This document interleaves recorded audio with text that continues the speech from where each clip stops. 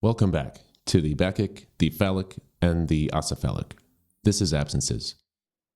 This is episode 2 of Becoming Xeno, wherein Damon will continue discussing the Ridley Scott sci-fi movie Alien, this time covering the philosophic. We hope you enjoy, and if you do, please consider subscribing to our Patreon. We would definitely appreciate the support, and it will help us continue to grow the Absences podcast in the right direction. But enough of that. Let's get into it.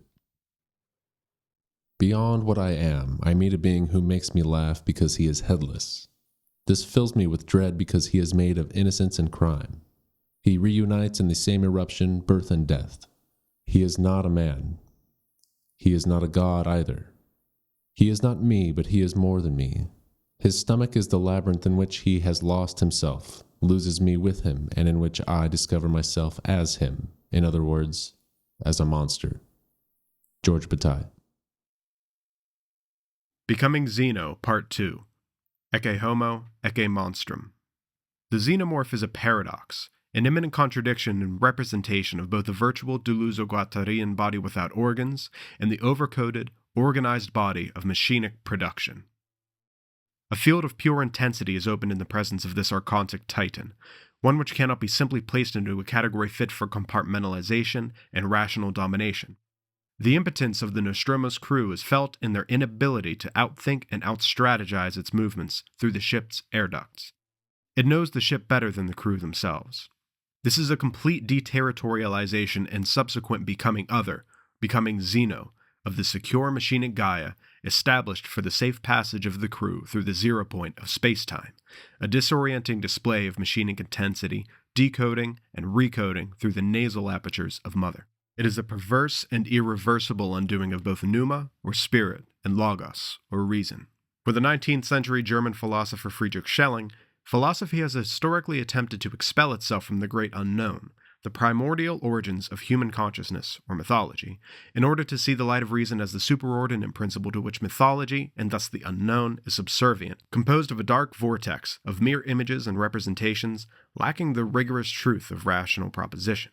The truth of the matter is that philosophy always resides within mythology to the extent that the properly historical process of self-consciousness has not yet been recognized.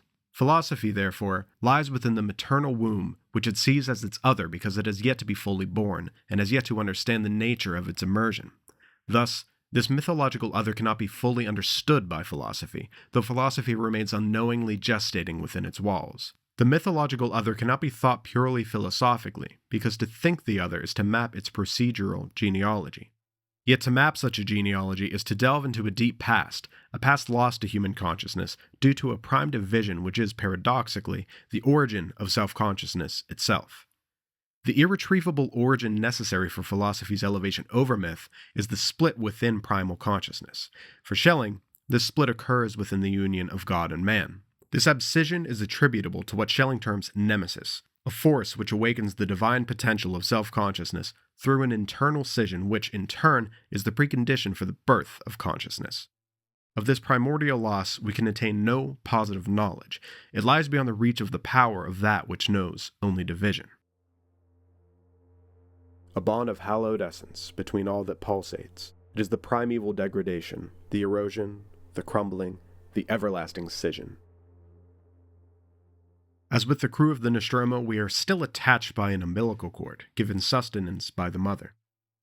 Even at the summits of the achievements of human rationality, when it seems as if we have moved beyond myth, as if we can finally forget or let go, still our scission and mythological archetypes are perpetually enacted. This is the other within which we dwell, never knowing that it is both the womb and the dark ground of our supposed independence. Liable for the core of the origins, there remains a pulsating debt, radiant in its multiple scissions. For Hegel, the sleep of reason produces monsters. For Schelling, as for Christianity, reason's birth first begets the monsters about which we dream. It is the dream of an outside, or a dark other, represented by the malevolent, intrusive, destabilizing, and utterly indifferent phallus, against which philosophy and science raise their edifices.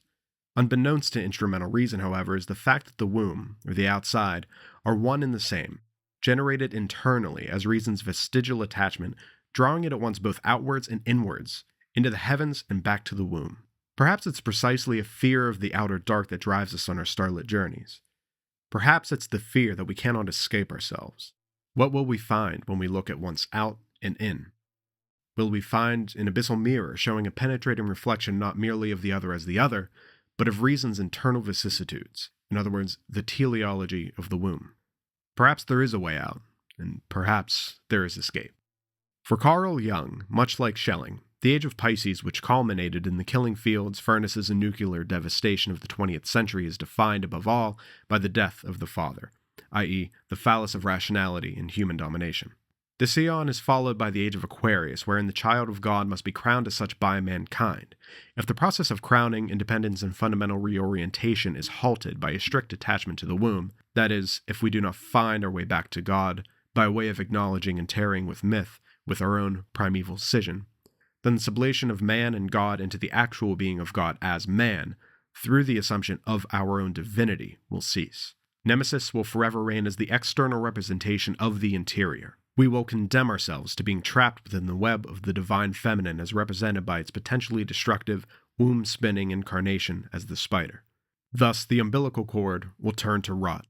It will become vampiric, parasitic, and our divinity will be represented solely by that force of nemesis which first sought our progress when initiating the scission of self-consciousness in its full negative glory. However, what we may miss here is the fact that the difference between the phallus and the womb is an artificial and anthropomorphic difference. The two are different sides of the same coin, generated by something deeper which just is this difference in inner antagonism. To quote Schelling, "Following the eternal act of self-revelation, the world as we now behold it is all rule, order, and form, but the unruly lies ever in the depths as though it might again break through, and order and form nowhere appear to have been original. But it seems as though what had initially been unruly had been brought to order. This is the incomprehensible basis of reality in things, the irreducible remainder which cannot be resolved into reason by the greatest exertion, but always remains in the depths. Out of this which is unreasonable, reason in the true sense is born. Without this preceding gloom, creation would have no reality. Darkness is its necessary heritage." Merely a glance ahead resonates the wailing of flowers under such a suffocating heat that men entered into gestation. Scott and Giger's xenomorph is the simultaneous difference in antagonistic identity made manifest to human consciousness. This being is therefore the indifferent difference residing within the heart of consciousness as its dark ground, and is also, simultaneously, the image of consciousness coming face to face with itself, a movement concomitant with consciousness coming into contact with its own irretrievable history through the all-generating other.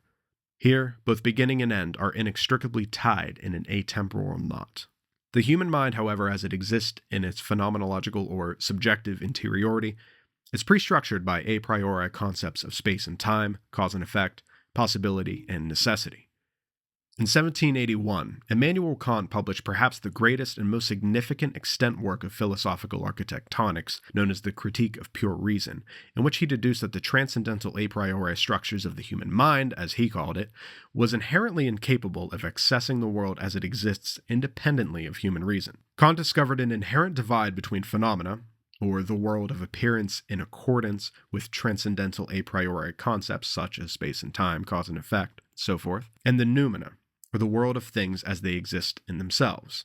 The latter of the two, or the noumena, is the realm in which the transcendent concepts such as God, the soul, and the infinitude of the world must exist if they exist at all.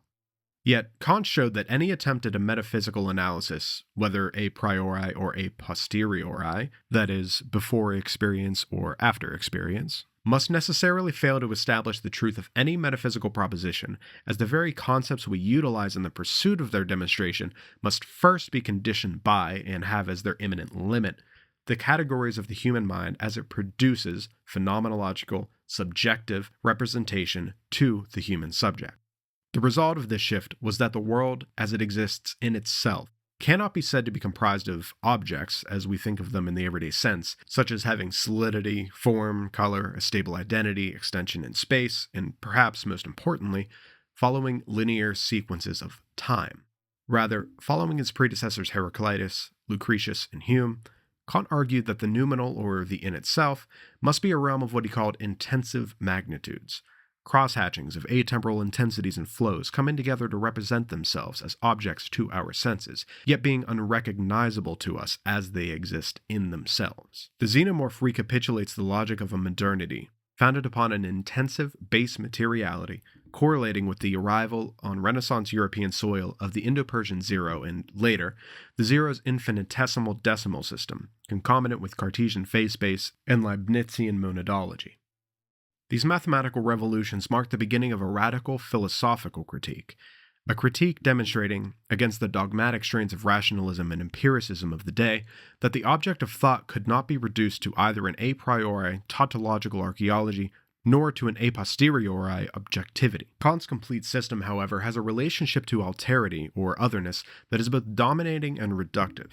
It submits the noumenal other undergirding every phenomena to its own categories of clean exchange, yet, much like Schelling, what Alien exposes is the irreducible alterity of the other in its uncapturable horror.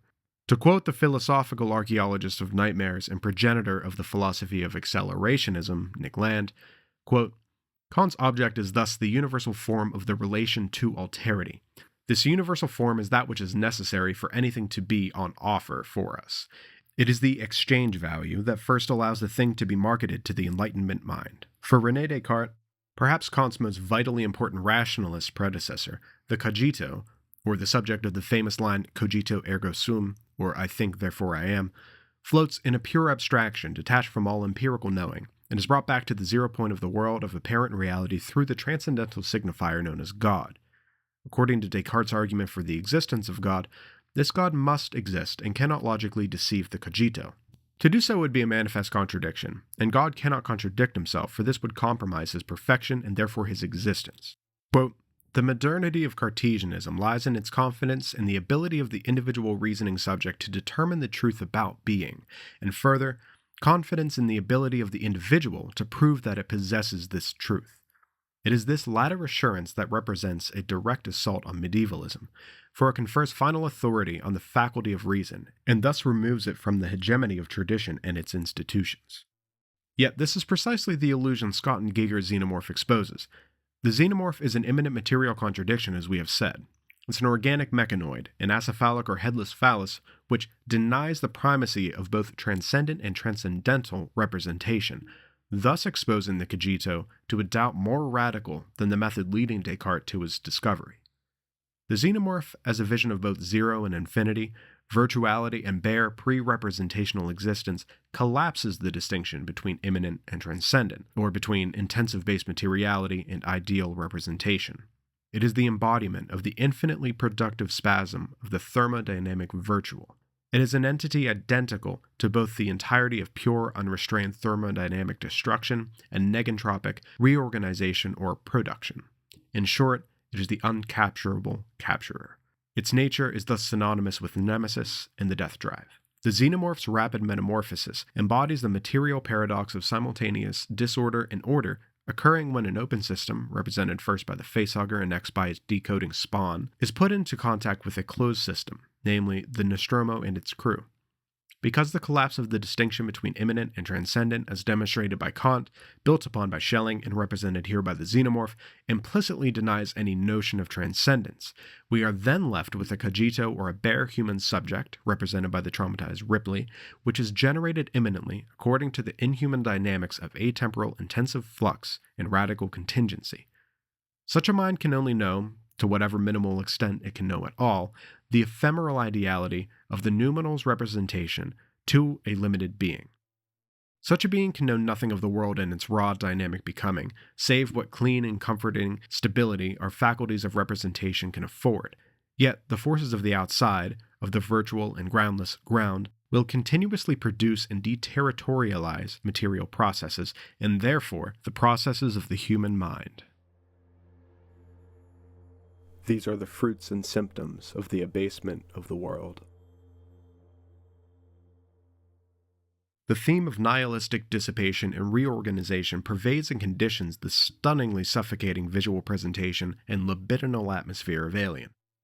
Ridley Scott's brilliant use of exponentially increasing condensation on the internal surfaces of the ship and its crew members represents the amniotic fluid of the mother's womb in crisis, known as polyhydramnios, and is the correlate of a closed system becoming undone by an encounter with the outside, which was already latent within it as its imminent and teleological horizon. Thus, the traumatic affect of an encounter with the real of the thermodynamic productive or destructive zero in the guise of the xenomorph is representative of instrumental rationality's encounter with that from which it came, which it tries in vain to deny or control according to its apparatuses of capture. This is reason's encounter with the infinite power of an ungrounding negativity and the visceral vision of an open set of possibilities which are either hostile or indifferent to the host system's constitution, self-identity, and interiority. Here, for the purpose of explanation, it would behoove us to discuss the virtual in relation to what 20th century French psychoanalyst Jacques Lacan dubbed the real. The real is liminal. It occupies the space between Schelling's ground or the Deleuze-Guattarian virtual and the ghostly ideality of human systems of representation. Thus, it is base, pre-symbolic, and unconscious in all of its absolute contingency, standing in complete indifference to the processes reducible to it. Such processes include language, meaning, systems of signification, and the notion of a coherent individual subject. The real is therefore a generator of the structures of linguistic and psychological reference within the phenomenological, subjective, ideal register. It underlies our fantasies, the symbolic order, and the imaginary, specular images of thought. To quote Lacan scholar Malcolm Bowie, quote, "The imaginary, the symbolic, and the real are an unholy trinity whose members could easily be called fraud, absence, and impossibility." The real is the reality of the virtual itself. It's the effects and affects of the virtual as it actualizes and represents itself to the subject. At the same time, this process of actualization leaves bare an absence in the heart of phenomenological or subjective reality. As such, the real has an ontological as well as a positive epistemological dimension. That is, the real is the procedural effect and affect of the virtual unconscious, both in terms of intensive materiality and the individual unconscious, and also stands for the positive knowledge of non-knowledge. This is to say, it is the lack inherent within signification, which at the same time grounds and threatens to unground the entire systematic edifice of signification. The real is the site where the bare limit of the transcendental apparatuses of the human mind finds the chasm separating itself from the indifferent virtual. The encounter with a chasm of positive non-knowledge does not allow the subject to behave as if she has found a foundational transcendental signifier, such as God, soul, or will. Rather, it renders visible the lack inherent in all signification. In short, it is an obstacle. The real, therefore, is the summa divisio, or the prime division, both between and within the subject's notions of referential correspondence to the world, the outside, and to itself. The gap within the world itself is therefore one and the same as the gap between the mind and the world, and this gap within reality, between mind and world, between generated and generator, is isomorphically transposed into the subject herself as the transcendental zero point of subjective impossibility. The experience of the gap is therefore horrific.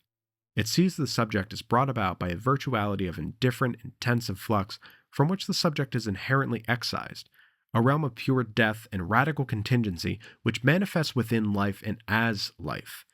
In the words of Slavoj Žižek, the gap between the ethereal image and the raw fact of the inert, dense real is precisely the gap between existence and its impenetrable ground, on account of which, as Schelling puts it, the ultimate base of reality is the horrible.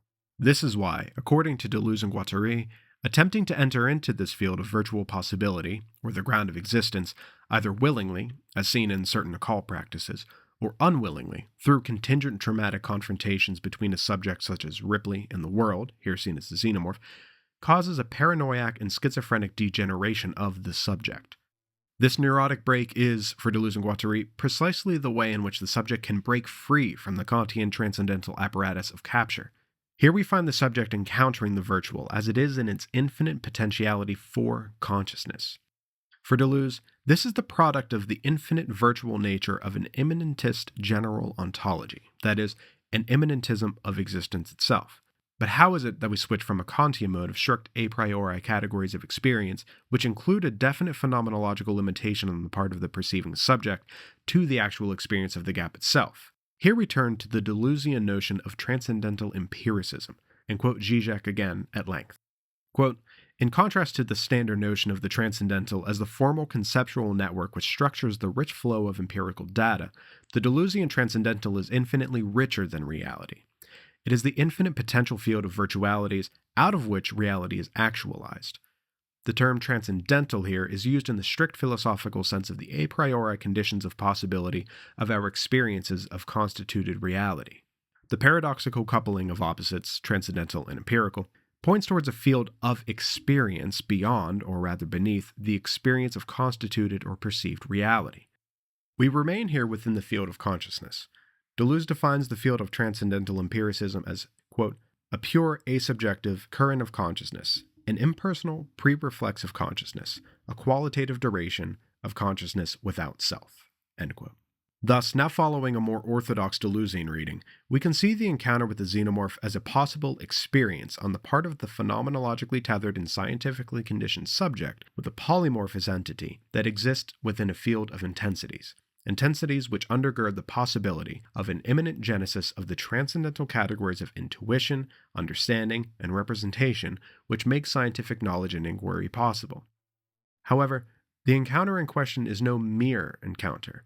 Rather, this encounter is an encounter with the possibility of a rupture, or the experience of the real, the primordial internal rift within the transcendental categories of apprehension and human thought. In other words, the encounter with the xenomorph signifies the inability of human reason to correlate the contents of experience with the apparent givenness of human thought, and yet this experience has the potential to become sacred. The alien undercuts reason. It is an eruption and interruption within the field of signification which represents the limits of reason and reason's impotence in the face of the pure process of death and the drive. Therefore, the xenomorph is not simply the crystallized form of death, but a rapidly generating form of the process of accelerative deterritorialization inherent in ontological processes which consciousness cannot compartmentalize or capture within its apparatuses. The alien envisaged by H.R. Geiger and Ridley Scott is, for us, a symbolically uncapturable encounter with the pure process of intensive materiality which can either accelerate or accelerate beyond human consciousness. For the crew of the Nostromo, and the Nostromo itself, the adherence to the structure of rule, policy, scientific rationality, and the dictates of the faceless corporation lead not to control of the unknown and repressed unconscious generated by Schelling's nemesis, which we see as the xenomorph, but rather to reason's complete overtaking, in turn due to the impotence inherent in humanity's cognitive narcissistic hubris. An encounter with the real has the thermodynamic tendency towards the decoding and recoding of ideality, towards a malignant temporality parasitic upon the processes continuously generating the human mind. In the wake of this natural, intensive procedure is not left a human being who has been successfully accelerated, another word for deterritorialized, and improved upon. The human categories of intuition and understanding, not to mention emotional stability, are typically not strong enough to consistently assimilate this information into itself so as to become something greater than it was before. Perhaps Ripley, as a vision of future humanity, has accelerated due to her encounter. This would seem to bolster the claim that Alien is primarily a reiteration of the ancient Dragon Slayer myth. Yet how many of us can truly claim that humanity's chances are so optimistic? Rather, the vast majority of us are left shaking, traumatized, and undone by an event. We can never know the world as it is without us, for it leaves us as soon as we touch it. We cannot even know ourselves at the most base primordial level, except as beings who cannot know, who cannot be whole, and who cannot allow a knowing or a hole in the heart to be. And yet this is precisely the new form of the sacred we find when face to face with the xenomorphic principle of the world of becoming. The ground we once attributed to a benevolent, eternally static God, once properly understood as an utterly indifferent and human fleshly mass, becomes unbearably chthonic, an expression of a general solar economy, as Bataille would say. This is what Zizek, during a discussion of Schelling's philosophy, called, quote, the ultimate monstrosity of truth. You hold a palimpsest of dollar. Once forget that the fall is our fall. That death is no channel anymore to rejoin the clay of a fractioned God.